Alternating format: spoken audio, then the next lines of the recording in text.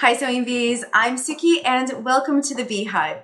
In today's video, I'm going to be sharing with you the best practices on how to embroider on a towel. We're talking about the right needles and stabilizers and even the best hooping options. So grab your machine and let's get stitching. For the towel, we're going to be using a top stitch 80-12 needle. I feel like this is just a really good needle for a thicker towel, especially this one that has that chenille effect on it. And the 80-12 is just a little bit heavier than the 75-11. But I like a top stitch needle for towels because the eye of the needle is longer and more slender and just allows the thread to go through more quickly and more easily, I should say. And then as far as the thread, we're going to be using a 60 weight bobbin. And this is just a pre-wound bobbin that happens to work in the machine I'm using today. And then we're going to be using a 40 weight polyester. This is by Metler. It's Poly Sheen. It's one of my favorite threads. And then as far as stabilizers, we're going to be using 2 of them. Now, I have to say, I really do like a lightweight tearaway stabilizer, even though it's going to remain in the body of the towel when we're all finished. This is really lightweight, so it'll be easy to pull any of the pieces out. If you were going to be using a design that was a little heavier, you might want to just use a wash away on the backside too, but I don't know. I always seem to go back toward a lightweight or a medium weight tearaway stabilizer with towels. I feel like it just kind of adds body while you're doing your stitching. So that's going to be our backing. And then the topping is going to be a clear water soluble stabilizer. And this is just going to help the towel lay flat, and that way our stitches can lay nice and flat. Now, if you want to learn more about stabilizers, you should absolutely pick up a copy of my Pocket Guide to Stabilizer. It's just 56 pages full of all kinds of great tips and tricks on stabilizers. It tells you exactly how to do and hoop, and again, just when we talk about threads and needles, and at the very end of it is even like a quick reference guide that shows you how to get everything nice and organized. So be sure to check that out. I'll have a link in the description. As far as hooping, we are only going to be putting the tearaway inside the hoop. And with your hoop, you always want to make sure that it is perfectly aligned. You've got the inside hoop and the outside hoop right where they're supposed to be. And the best indicator is there's usually like a little notch, or in the case of my hoop, there are these 2 little arrows right here at the center, and you just want to make sure that those arrows are kissing. Not all machine hoops look like that, so check your user manual just to make sure that you do have it exactly as it's supposed to be. And we're just going to hoop that tearaway stabilizer.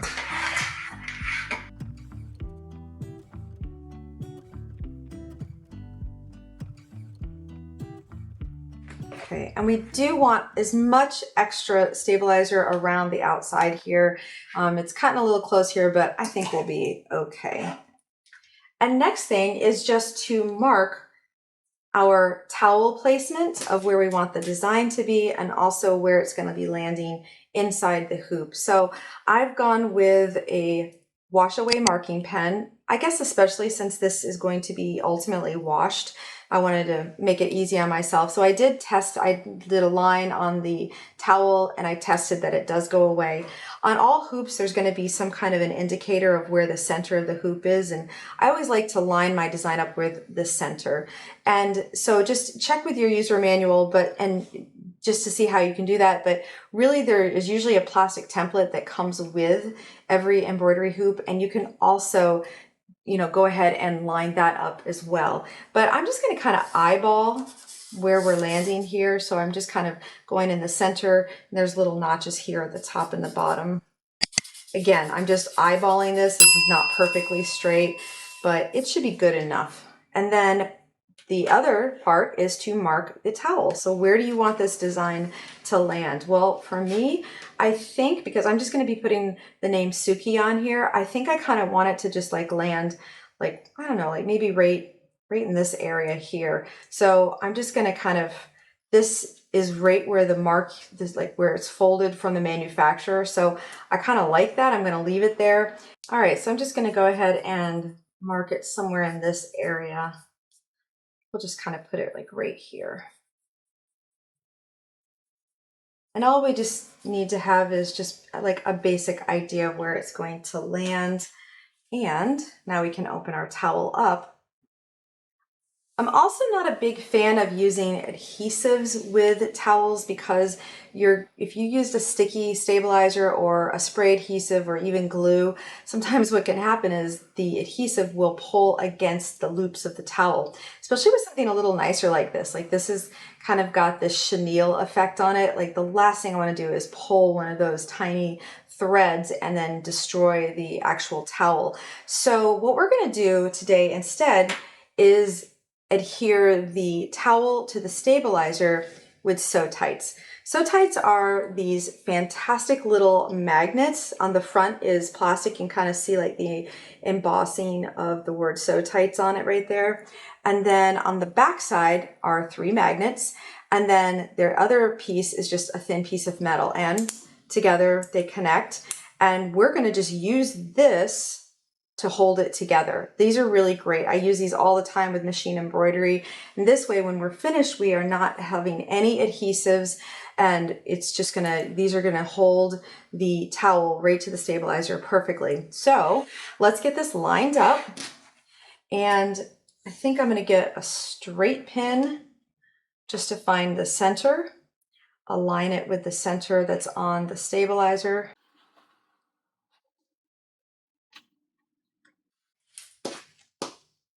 Okay, and then I can kind of see that, yep, that's lined up there. Let's just kind of take a look here. I think we're a little high. And then let's just check up here to make sure. Yep, I think that looks good. So what we're gonna do now is the plastic piece will ultimately be on top, and there's a couple things you can do. Since our design is going to be stitched right in this area, we just want to make sure that the sew tights are far away from where the embroidery is going to be. So I think the first one I would put on here would be maybe up here in the upper right hand corner. And I'm just going to lay the piece of metal on the table, and I'm just going to slide the hoop over top, and I can kind of feel where it's at on there, and then just lay the top plastic part and the part that has the actual magnets right on top of it. So let's do that again. We're going to do it on the other side. So here's the piece of metal, and we're kind of aiming for here. I can feel it. Yeah, see, isn't that great? I love sew tights for machine embroidery.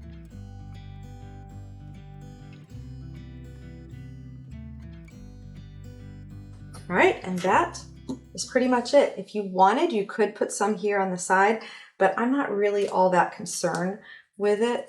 And then I'm just gonna double check that I can see my marking so that when we get to the machine, we can get it really nice and lined up. Okay, and then the other thing is our clear wash away. And this is gonna be covering over the entire area. Now, granted, we are only embroidering right here. I'm still gonna lay this over the entire area. That way, everything's held down nice and tight. And all we gotta do is pull back the clear stabilizer, remove the sew tight, reposition it.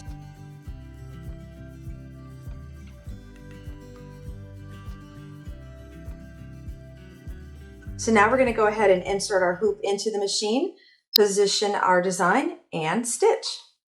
Okay, so now we just need to feed the towel underneath the presser foot and glide everything back toward the back of the machine. And I just want to kind of give you a heads up that if your throat plate is metal, which most machines are, the sew tight's going to want to like organically just kind of cling to it. So just kind of keep the hoop a little bit levitated as you're sliding your hoop on or snapping it on, however your hoop is attached to your embroidery machine. I'm just going to kind of make sure everything's laying here, and then I just kind of levitate it and slide the hoop into the machine. And then we're just going to make sure everything's laying nice and flat.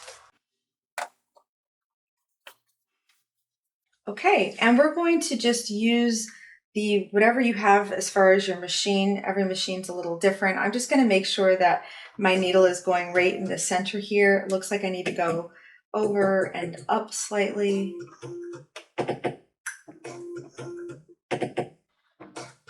Okay, I think that's really good. So now I'm just going to do like a little trace around to make sure, and obviously our sew tights are really far away from the presser foot, but depending on your project, you want to make sure that they are not even going to come close to it.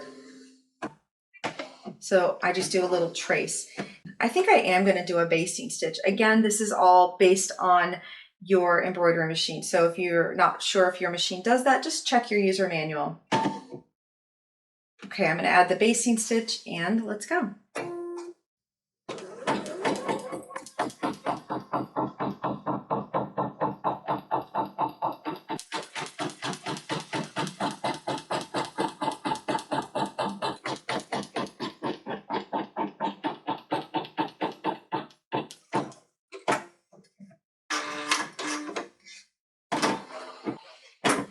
Okay, I feel like that's really good. I'm pleased with the positioning. So let's go ahead and start stitching our design.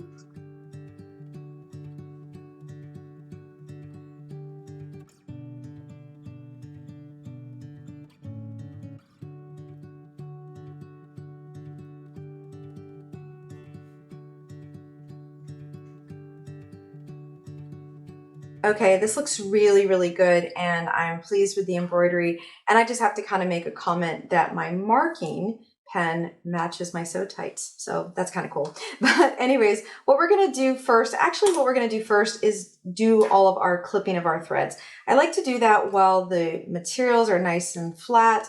And even the basting stitch, I mean, I can take it out real easily. I'm gonna clip this. I'm not sure if you've seen these. They are the Easy Hook and Snips. They are part of the Sookie Sews cutlery line, but these are fantastic. You see the little hook right there? You just kind of put it underneath your jump threads or even the basting stitches and clip it, and then they come out real easily. I'll have a link in the description if you wanna get a pair for yourself.